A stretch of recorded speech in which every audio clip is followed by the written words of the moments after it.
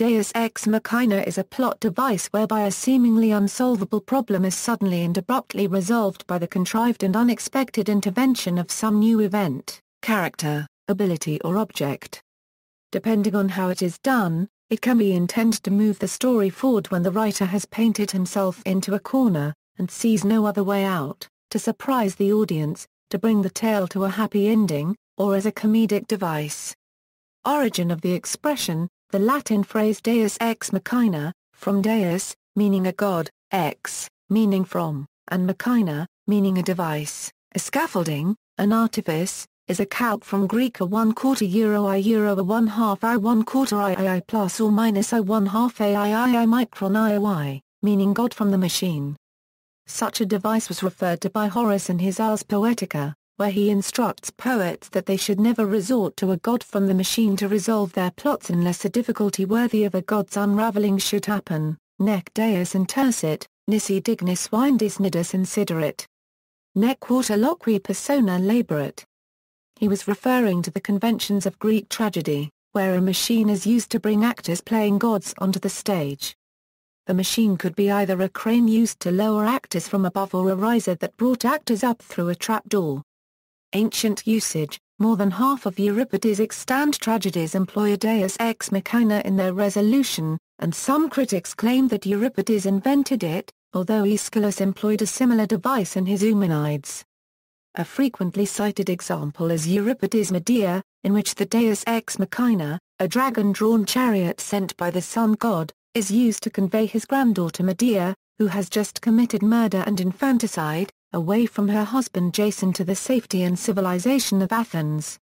In Alcestis, the eponymous heroine agrees to give up her own life in order to spare the life of her husband, Admetus. At the end Heracles shows up and seizes Alcestis from death, restoring her to life and to Admetus.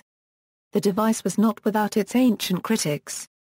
Perhaps the earliest recorded critical reference to this device is in Plato's dialogue Cratylus, 425d, though it is made in the context of an argument unrelated to drama. Aristotle criticized the device in his Poetics, where he argued that the resolution of a plot must arise internally, following from previous action of the play.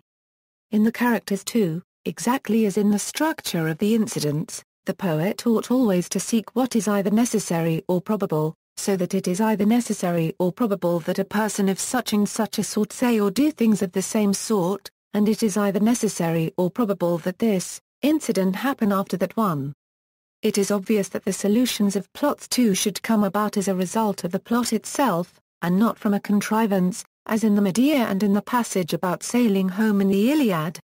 A contrivance must be used for matters outside the drama either previous events which are beyond human knowledge, or later ones that need to be foretold or announced. For we grant that the gods can see everything. There should be nothing improbable in the incidents.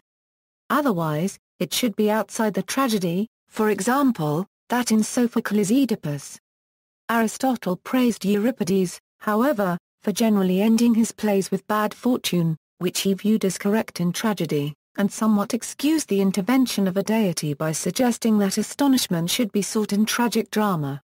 Irrationalities should be referred to what people say, that is one solution, and also sometimes that it is not irrational, since it is probable that improbable things will happen. In Aristophanes' play Thesmophoria Zuzi, the playwright parodies Euripides' frequent use of the crane by making Euripides himself a character in the play and bringing him on stage by way of the machine. In modern literature, a deus ex machina is generally deemed undesirable in writing and often implies a lack of creativity on the part of the author.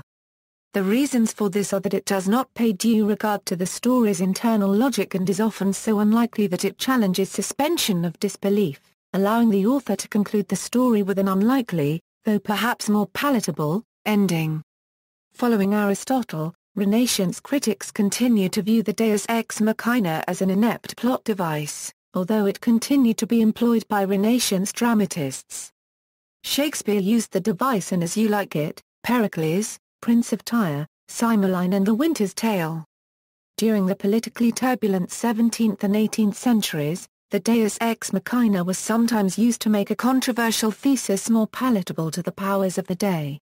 For example, In the final scene of Molière's Tartuffe, the heroes are saved from a terrible fate by an agent of the compassionate, all-seeing king, the same king that held Molière's career and livelihood in his hands. Towards the end of the 19th century, Friedrich Nietzsche criticized Euripides for making tragedy an optimistic genre via use of the device, and was highly skeptical of the Greek cheerfulness, prompting what he viewed as the play's blissful delight in life. The Deus ex machina, as Nietzsche saw it, was symptomatic of Socratic culture, which valued knowledge over Dionysiac music and ultimately caused the death of tragedy. But the new non-Dionysiac spirit is most clearly apparent in the endings of the new dramas. At the end of the old tragedies there was a sense of metaphysical conciliation without which it is impossible to imagine art taking delight in tragedy. Perhaps the conciliatory tones from another world echo most purely in Oedipus at Colonus. Now, once tragedy had lost the genius of music, tragedy in the strictest sense was dead, for where was that metaphysical consolation now to be found? Hence an earthly resolution for tragic dissonance was sought. The hero, having been adequately tormented by fate, won his well-earned reward in a stately marriage and tokens of divine honor. The hero had become a gladiator, granted freedom once he had been satisfactorily flayed and scarred. Metaphysical consolation had been ousted by the Deus ex machina. Nietzsche argues that the Deus ex machina creates a false sense of consolation that ought not to be sought in phenomena. His denigration of the plot device has prevailed in critical opinion.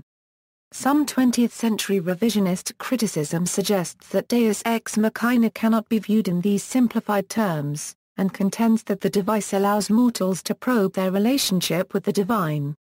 Rush Riem in particular cites examples of Greek tragedy in which the Deus ex machina serves to complicate the lives and attitudes of characters confronted by the deity whilst simultaneously bringing the drama home to its audience. Sometimes, the unlikeliness of the Deus ex machina plot device is employed deliberately. For example, comic effect is created in a scene in Monty Python's Life of Brian when Brian, who lives in Judea in 33 AD, is saved from a high fall by a passing alien spaceship.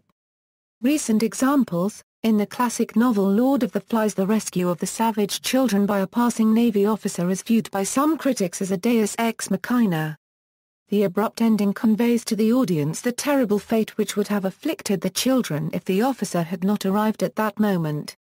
Comic book writer Matt Fraction was criticized for employing Franklin Richards' massive but ill-defined powers as Deus ex machina in the comic book Fear Itself No. 5. J.R.R. Tolkien coined the term eucatastrophe to refer to a sudden turn of events that ensures the protagonist does not meet some impending fate. He also referred to the great eagles that appear in several places in The Hobbit and The Lord of the Rings as a dangerous machine. Some critics have argued that eucatastrophe, and in particular the eagles, exemplify Deus ex machina. For example, they save Frodo and Sam from certain death on Mount Doom in the final part of The Return of the King. Others contend that the two concepts are not the same, and that eucatastrophe is not merely a convenience, but is an established part of a fictive world in which hope ultimately prevails. The Japanese manga and anime series, Excel Saga, uses Deus ex machina as a comedic device, using the characters Nabeshin or Shinichi Watanabe, the director of the anime who, in the anime plays an antagonist to a cross, as well as the Great Will of the Macrocosm, a black hole-shaped entity capable of bending space-time to the needs of the plot. Notes. References.